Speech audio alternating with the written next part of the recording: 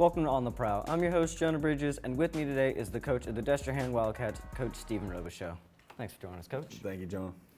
Coming up on today's show, Coach Robicheaux will break down last week's game against the John Ehret Patriots, and we will get Coach to preview this week's game against the Hahnville Tigers.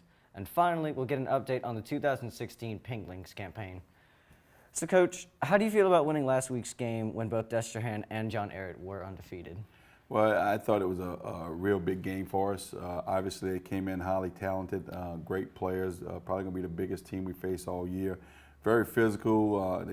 Coaches do a tremendous job. We thought we had a tough time, and I tell you what, our defense really stepped up. John Ehret did move the ball on us a little bit, but when it got down in the red zone, our defense made plays that we had to make. And if you'd have told me we would only give up 7 points to that team, I wouldn't even thought about that because they were that talented on offense. But defense stepped up. We ran the ball when we had to on offense, and I tell you what, it was truly a big win for us. Yeah.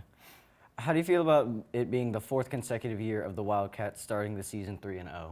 Well, you know what? It's really a good deal for us to get out to a fast start, and more importantly, you want to beat a team like Ehret because Ehret's going to win a lot of games, and that's going to help you in the power ranking down the line if you happen to make the playoffs. So it's all about the power points and winning games, and you always want to win every game you play. It's better than alternative, but our kids take it one game at a time, and they were focused this Friday night, and it really helped us to compete against a really good Ehret football team. Mm-hmm.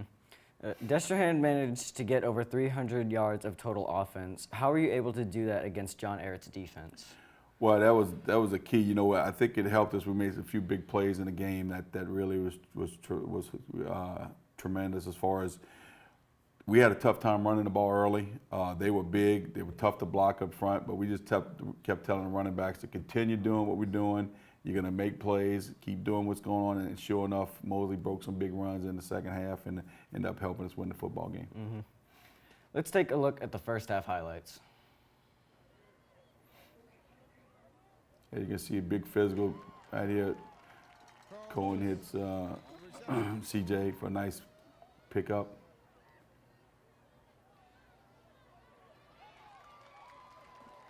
Cohen hits CB Anderson right here, does a good job. Big play right here. That 6 is a stud receiver for him. I tell you what, and Kendrick Johnson comes up, does a fine job, kind of sets the tone early. Again, same thing, Kendrick Johnson with a great play. You could tell that was part of their offense.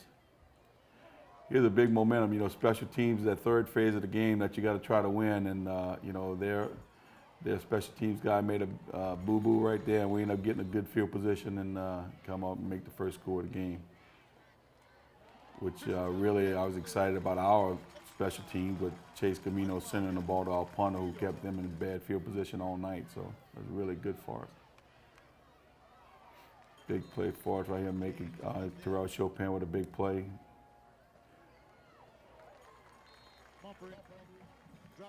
Good play by Jay Stroud, Jabril Fields.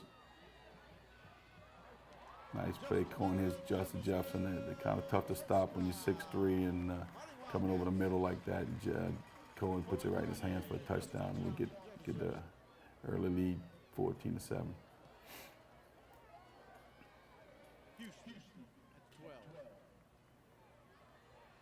Kendrick Johnson does a good job. He just seemed to be doing everything right.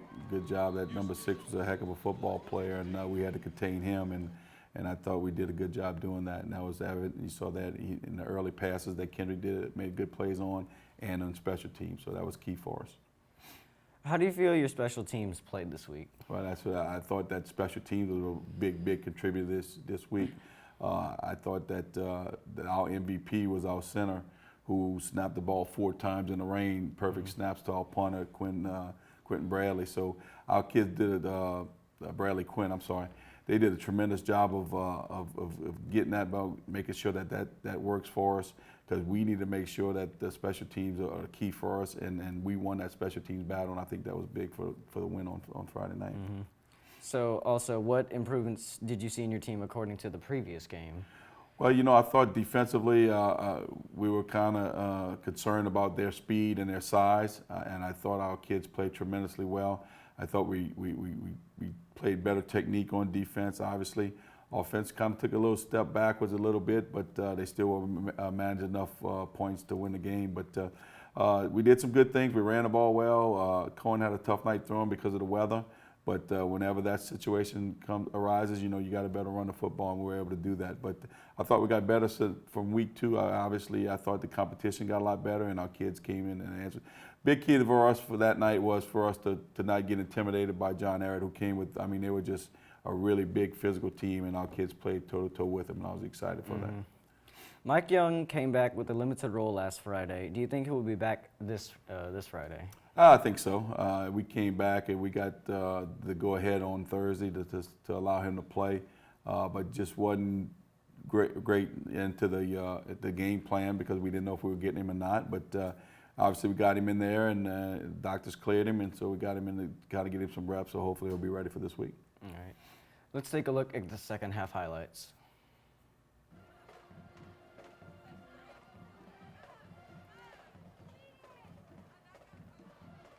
Terrell Chopin coming in with a nice play from linebacker position. Big Karan Webb right there, plugging up the middle. 3rd and goal. Brycino comes up with a big play for us.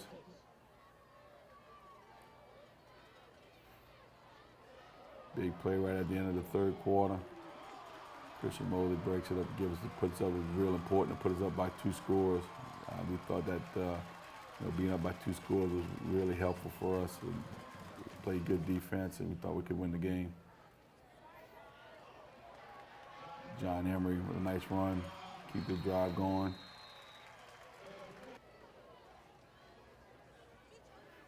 Cohen Grenier, great job right here, keeping the ball. Get a big first down late in the 4th quarter.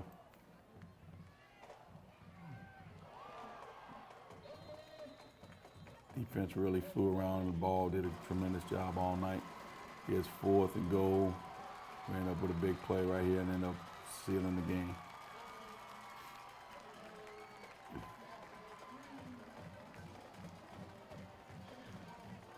Macon Clark coming off of his guy, sees the guy hand off and makes a tremendous play.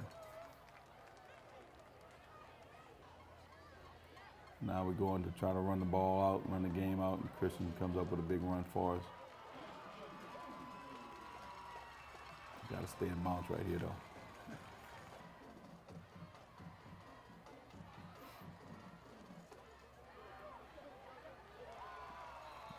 Justin Jefferson, the safety, we end up getting a penalty, so it doesn't count.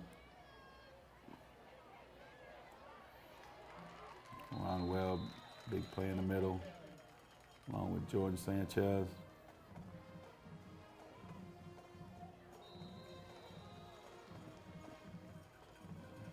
Big hit by Alex Huzar. And ball game. Christian Mosley rushed 147 yards total during the game against John Ehret. Do you consider Christian as a leader of the Wildcats? There's no doubt. He's a guy, he's extremely fast, extremely explosive, does a tremendous job for us. He's been doing it all year. He's our go-to guy, and he does a tremendous job for us. What could you say about defense being able to hold the Patriots at 7 points? There's no doubt that was important. We talked about that before, that it was really big for us to come out and play hard and play good defense. And our kids came and they responded. They did a tremendous job of running the ball. They played great technique, fundamentally sound, and to hold that team to 7 points was truly an accomplishment. Mm-hmm. Jay Stroud had a total of 8 solo tackles against the Patriots. Would you say that he's become a valued player for your defense? Jace is him and Macon Clark are the only 2 that come back from last year's team, and Jace was real successful last year, so we kind of thought he would be pretty good. He's just he's probably undersized for his position, but he plays tremendously great technique, and he's real quick. So he's been making plays all year, and hopefully he can continue to do so. All right. Thanks, Coach. Coming up, we'll get Coach to look ahead at this week's game against the Hahnville Tigers, and we'll get WGNO Sports Director Ed Daniels' thoughts on the rivalry game. And we'll find out how the 2016 Pink Links campaign is progressing. We'll be right back.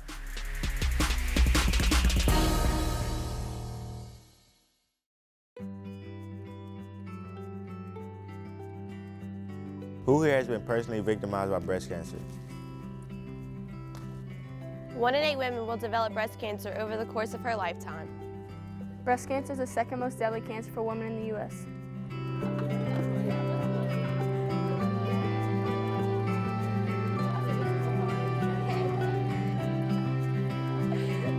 Good job! This is getting really annoying. Why are they vintage? I really like your pinklings. Where did you get them? They're vintage, but you can buy for $1 at your lunch. They're so fat. So adorable.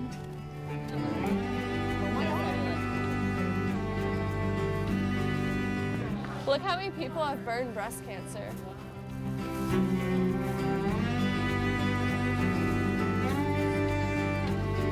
In 2016, more than 2.8 million women in the U.S. will have a history of breast cancer. Okay. You don't even go here. You ladies are out of dress code. On Wednesdays, we wear pink, but you could buy a pink link any day.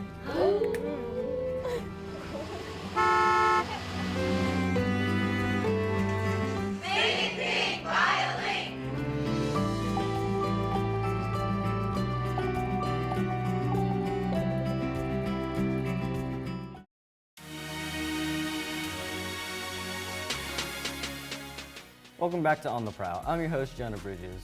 On Monday, we had a chance to catch up with WGNO Sports Director Ed Daniels and asked him his thoughts on the Destrehan versus Hahnville rivalry.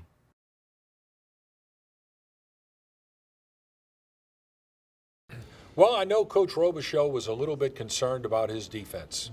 But I tell you what, I saw him against John Ehret. I thought his defense did a whale of a job. And if they play defense like that, they're going to be a tough team to handle. You know, they've got a really good team. They've got some really good offensive weapons. And the thing that I think is important, too, is that they have a senior quarterback with a lot of experience. And I think in big games, that counts for a lot. And I know Cohen Grenier probably didn't play his best last week against Ehret. And I think the quality of their defense and maybe the fact that they were playing with a wet ball maybe made a little bit of a difference. But I really, in big games, I think senior quarterbacks with a lot of experience give a team some edge. Mm-hmm.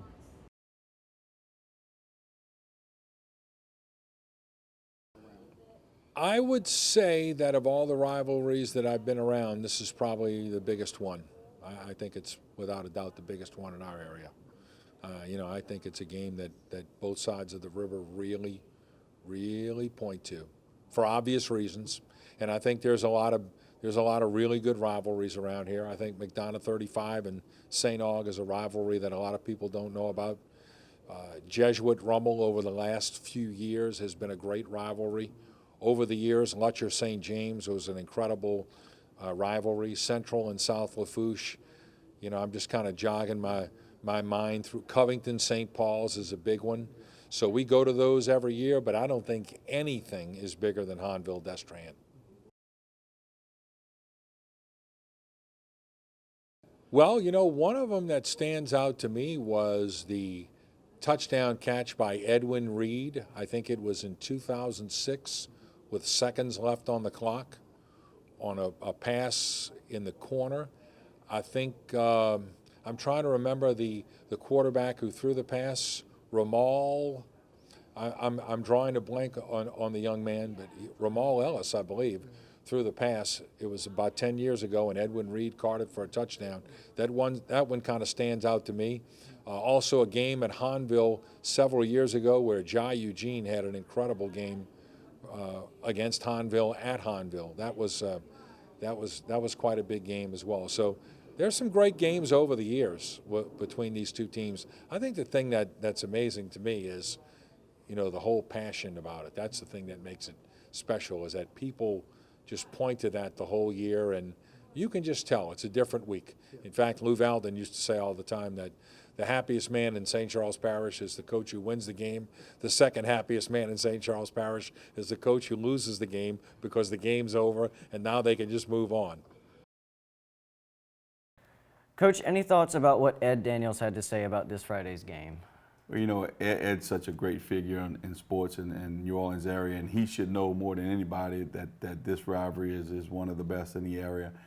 Just an unbelievable game. First of all, for the community, you know, everybody gets involved with it. you got two great schools with great administration, with great school system, great facilities, and great football programs. And to be able to bring these two teams together in the same parish, I mean, it's just truly the makings of a great rivalry, and that's why we're in the situation we're in today. By it being a rival game this season, are there any changes in the way your team will practice to beat the Tigers? Oh, no. You know, we're going to practice like we normally practice. There's no doubt, you know, but the only thing that's really good about this is you really don't have to get the kids up because the guys are coming out ready to practice, and they know what's at stake. And, you know, it's a game for us that it's the next one on the schedule, and, you know, the kids understand that, so it's really important. So we'll be ready. You know, kids are going to practice hard. Do you think that there are any advantages towards Destrehan because it is a home game? I always like to play at home, there's no doubt, but you know, Hahnville's bringing a great football team in here. Coach Salt has done a tremendous job with that football club. You know, and Puka Williams is one of the best players in the area, there's no doubt, you know, and Parish does a tremendous job at quarterback, so they have great players. We know what's at stake. We know that we're going to have to prepare to play a very good football team. My opinion, they probably should be 3-0. They had to play in a slop last week against a team that is a really good Riverside football team. So I think if it wasn't in a slop, it might have been a little bit different. So we're preparing like it's a 3-0 team. We're preparing that we're going to get their best, and I think they're going to do the same. So it ought to be a fun matchup. What you had mentioned, what are your thoughts on Hahnville's running back, Anthony, a.k.a. Puka Williams? He's special. You know, I remember watching him when he was at R.K. Smith and saying, you know what, I talked to him after a game and told him, you're going to be special. You need to continue doing the things to be successful because he's got the talent. He is a tremendous, you know, he hurts you. They play him at 3 different positions. They'll put him in the backfield. They put him on the line as the guard receiver. So, and he's going to hurt you at special teams. So, you know, you gotta make sure you know where he's at on the field on every play. But he is a special. But they got so many good players around him. You know, DeMonte Clark and all those guys have been playing for a few years now. So they got good talent. They do a tremendous job. And I have so much respect for the Austin Perrin. You know, he is a kid that signed baseball, and you know he's a winner. So you know he's going to bring his A game. So just a lot of different players that have been doing a good job for him. And I know Coach Salt's going to have them ready to play. Thanks, Coach. On Friday nights, the Press Play Productions team produces a live Game of the Week broadcast for the football games. Let's take a look behind the scenes.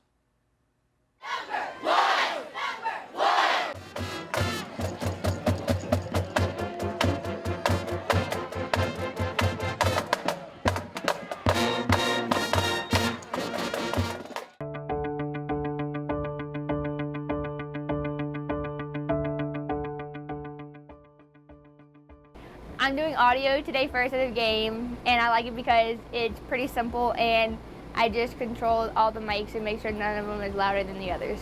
I do a lot of the replay highlights that you see in some of the football games. Basically what goes on is I will have a play going, I will record it, and if it is a good play, the director will basically tell me, hey, I want that replayed back, so I'll send it to him and he'll play it on the live feed. Basically what I do here is I control the graphics for the football game. So there's this big scoreboard that's normally right here, and I basically change the score, the downs, the placements of the downs, and any other thing that needs to be done, such as the play clock, anything, touchdowns, field goals. Today at this game I am directing, which is how that works is you basically press buttons and you call different shots. Well, you try to call the best shot that you can. Like if I messed up, then everything would fall back on me because the director is basically in charge of the entire game. When I'm working with other team members, I like enjoying new people, seeing the different environment, the atmosphere that they produce, and the energy. I love the energy that everyone puts together and brings. Getting to know new people is one of the best things about the ATV Productions crew. Normally people you wouldn't talk to on a regular basis, you come across them and you get to say, you know, look what I've done, what do you do? It's really a lot of learning about other people, learning people's skills. Everyone in TV broadcasting is relatively easy to get along with. They don't judge you for not knowing what you're doing, they just kind of help out. If you a new person coming into this was just pick up anything you learn from this, because you could apply this to any other thing in life. Pay attention and do your job. Make sure that you're getting it all together.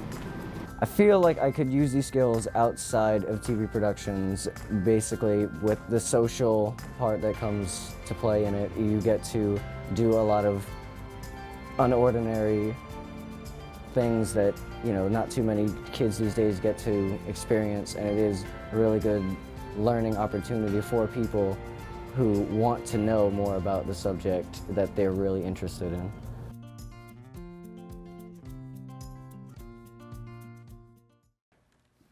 And finally, every year the Satellite Center Health Career Exploration and Patient Care teams hold a fundraiser to raise money for breast cancer research.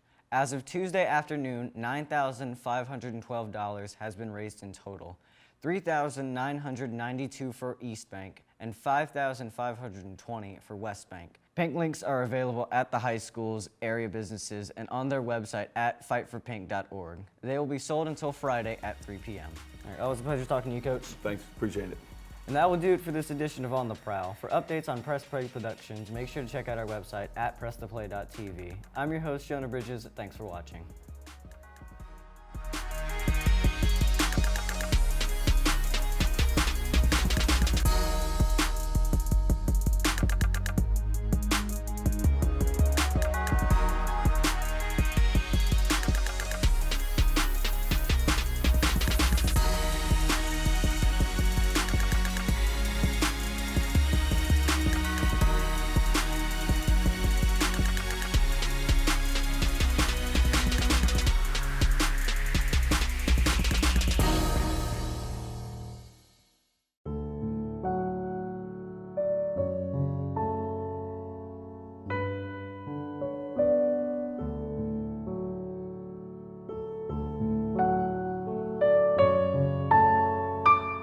About 1 in 8 women will develop breast cancer in their lifetime. In 2016, an estimated 2,600 men will develop breast cancer. Breast cancer is the second deadliest cancer for women in the U.S. An estimated 40,450 people will die from breast cancer this year. 7 out of 10 women with breast cancer will survive more than 5 years after initial diagnosis.